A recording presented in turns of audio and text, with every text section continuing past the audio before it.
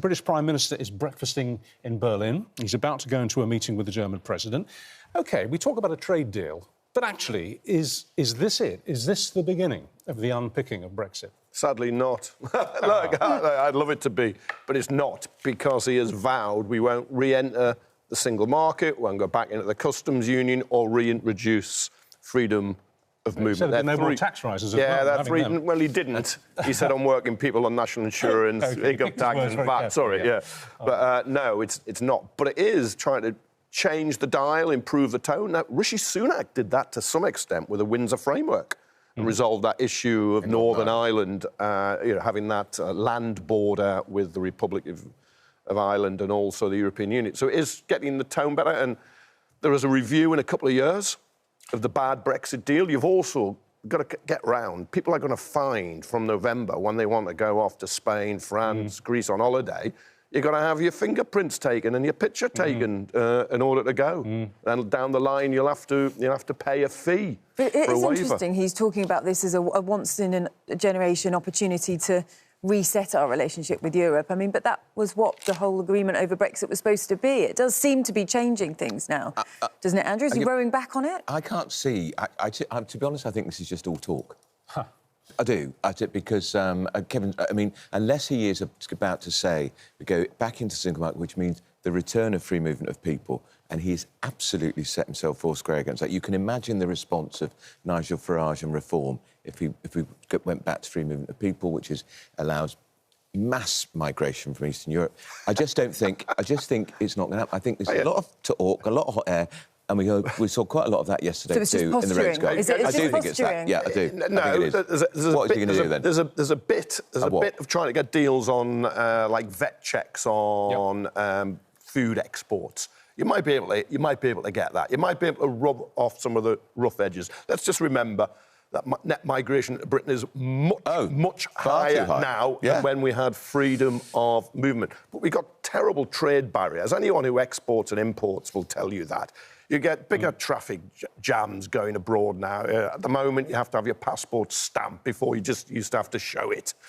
So he can attempt to do some of that and get rid of it. But the fact is, we are the ones who chucked our toys out of the pram and stomped off in a great huff. So what is in it for the other 27 Well, that countries? was going to be my next question. I mean, we all know a deal is basically made of two halves.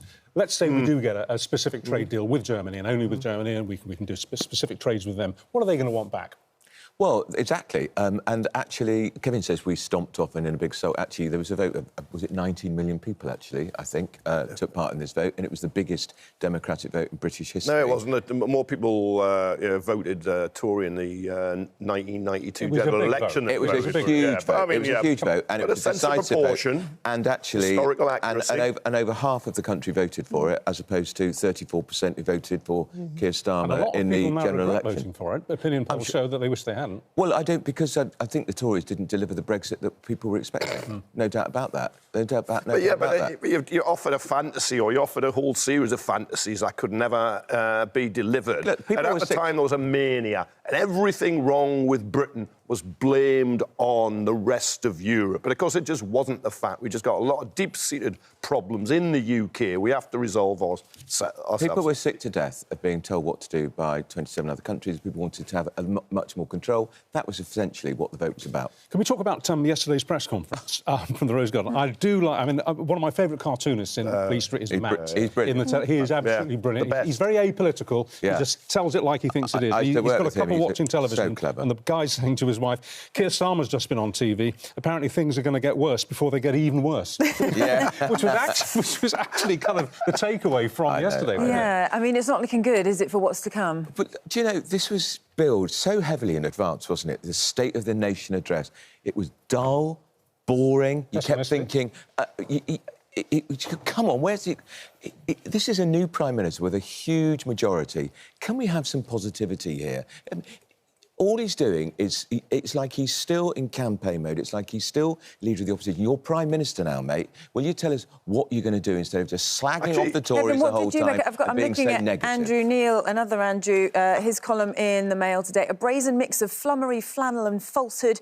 Starmer has nothing remotely resembling a blueprint for fixing Britain. Well, we won't know until after the budget on October the 30th, but I think he's got the tone wrong. Look, he was more optimistic and hopeful during the election campaign because I think, yes, the Tories, after 14 years, left the country in a mess, which is why they got booted out. Yeah. I mean, he has mentioned that once or twice, though. Yeah, no, and you can keep on mentioning that, and I think you should mention that, because all the problems that are there is inherited. That's fair enough. But what are you going to do to fix them? I've always asked this of governments, what are you going to do? It's all right, slag off your opponents, say this is the case now, that's all good, but what are you going to do? Well, where do we think the tax rises are going to come? Well, we think they're going to come on inheritance tax, we think they're going to come on capital gains tax, and we think there's going to be a raid on pensions. Yeah, we're pretty sure of that, aren't we? Pensions, though, the tax relief, most of it goes to the highest earners. He's already attacking pensioners, and he was, and I thought in his speech it was shameless. It was almost like, the winter fuel allowance, It was almost... there was no sign of reining back on none that, whatsoever.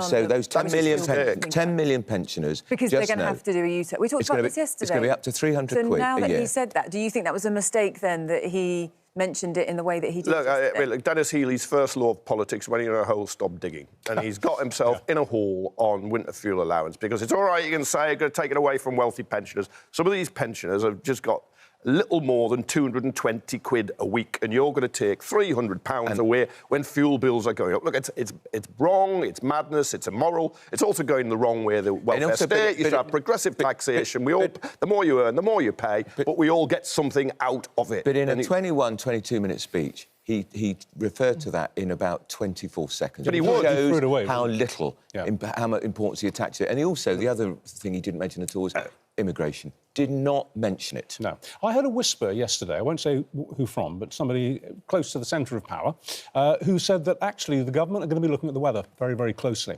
And if we get a protracted cold snap this winter, which who knows what would happen, they might use that as an excuse to temporarily lift the Temporarily. They should abandon it because it's wrong. But and it was not in the manifesto, and it was not even hinted at in the election campaign. No, it wasn't. And I think it's a breach of trust because of that. When he talks about restoring trust in politics, I think he's quite right. Election was 7 weeks ago. It's not a pass for somebody going down the street. It's what you do for people in their living standards, their public services, how we live our lives. Now, what, of course, they could do is just say they're going to taper it. Alan Johnson, the former Labour work secretary, has said this. So you just say if you get over 40 grand a year, you lose some of it. Well, they're means testing it now, but the way they're means testing it is exactly how the Tories means tested free TV licences for the over 75s, and Labour went berserk over that and kicked them time after time after time. You're just going to save about, in a £2.5 trillion economy, you would save 1.4 billion on this if you save it. The political hit you take is totally disproportionate because it really matters to people. Yesterday, that what people have been saying for the last couple of weeks, that because of the size of the majority, the fact that we're just at the very beginning of a 5-year term, that they're getting rid of all the rubbish now, all the painful stuff now, so that in a year or two they can start giving us some... That's good politics. That's smart politics, but don't score any own goals. And I think that the changes, as I understand them, on inheritance tax, you can sell. I think they're justified. I think a capital gains tax, that's perfectly legitimate. Changing pension tax higher taxes, all legitimate. Here's Labour for you. And it's who pays, and you can build a fairer Britain out of the smouldering ruins of the Tories. I mean, of course, he says in the election, he said not working people are not going to be hit with the taxes. But employers are going to be hit because they weren't going to raise national insurance, if you remember. Now they've caveated that. Oh, we mean employees' national insurance. But employers, that could be so a small business. You're going to have to pay more. There are going to be consequences of that, aren't there? Which means they won't be employing so many people, and they might be even having to let people go. And these are working people, but Kevin doesn't seem to think so. If you're an employer, you're not a working person. No, that's That's exactly right. And Ellie, that's Rolex. Look, you've got to have a tax... Right, what do you have a tax system for? You have a tax system for two reasons. One is you need money to spend on health, education, law and order, everything else you spend on. You need that. And you also make the country fairer because you redistribute. That's what you do. So you take from those who earn the most. I just wanted to also quickly look at the fact that, not only was it pessimistic on the front of how the economy is doing, but also this sort of society as well. He talked a lot about the riots, didn't he? The shocking scenes across the nation, mindless thugs. And that was also being blamed on the Conservatives as well, because he said they were left with not just an economic black hole, but a societal one as well. Did you think that that was fair? He was sort of saying the whole state of the country is in ruins. Madness. What happened after Southport is nothing to do with the Conservatives, in my view.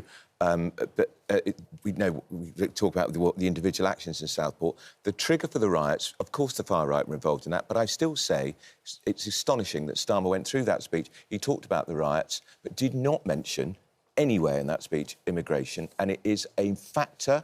An underlying factor in some of the unrest in this country about massive increases in hang on, Kevin. Massive increases in migration, too quick, too fast, which are changing people's community beyond recognition, and people are struggling with it. Labour should recognise that. Don't confuse the rioting class with the working class. Kevin, I did not say that. The true face of those communities was the people who turned up to clean up, they will not have it. Rebuild walls, support people who'd been attacked from mosques, help people reopen their shops. It is racist to talk about the fact migration in this country is happening too quickly, too fast and too hard in certain communities. Well, let's give move on to the numbers I never did. As we speak this morning, it's not quite 7 o'clock. The magistrates' courts don't open for business for another 3 hours, but when they do, we could see that the number of prison spaces left available in this country will dip below 80. There's about 83 spaces left as we speak. If the magistrates have a busy day today and the Crown Courts have a busy day, that could drop as low as 50. We're almost at absolute full capacity. There doesn't seem to be any... I can't hear, apart from letting prisoners out early, I can't hear any serious proposals from the Prime Minister. Well, they've got a prison building programme, but that will take some time. Well, they're changing the law to make them, I think, was it critical infrastructure, so you override local objections, because most people do not want a prison built near them, which is... Would you? No, of course not. No. So there's no quick fix. But this was another problem that was inherited. It wasn't addressed. In fact, the Justice Secretary lost his seat. He was looking at proposals to allow people out after 40% of their sentences. Look, my starting point is, right, we probably do send too many people to jail, but you do need to send some people to jail. And I've never understood why you don't do 100% of your sentence unless you're let off for good behaviour instead of being able to walk out almost automatically halfway through. Now it could be 40%. 40%, yeah. OK, I'm very interested by what Michael O'Leary, the boss of Ryanair, has said today. He's proposing that when you check in at the airport and you get your boarding pass, if you need a drink, obviously we all have to show our boarding passes when we go to a bar, but you get stamped and you're only allowed 2 pints before you get on your flight. That's it. You're not allowed any more drink, because he said he's up to there with drunks. I don't know how he's going to work this out, because there's so many bars in airports. How are you going to work out if you've had to? Well, because you have to hand in your boarding pass. It gets stamped, and then if it's had more than 2 stamps on it in the space of, say, 4 hours... I don't think I've ever had my boarding pass stamped when I've bought a drink in an airport. No, I think that's gone. But does Michael O'Leary sell alcohol on his flights? Yes, he does. Well, if you're so concerned about this booze, stop flogging the booze, You just wonder how easy it's going to be to implement that one, don't you? He wants to affect the airport's profits, but not his own. Rank hypocrisy, as usual, from O'Leary. Where you have to show your boarding pass to buy something. Is normally because then the retailer can save, not pay the VAT, I think it is. There's a tax for them, not you.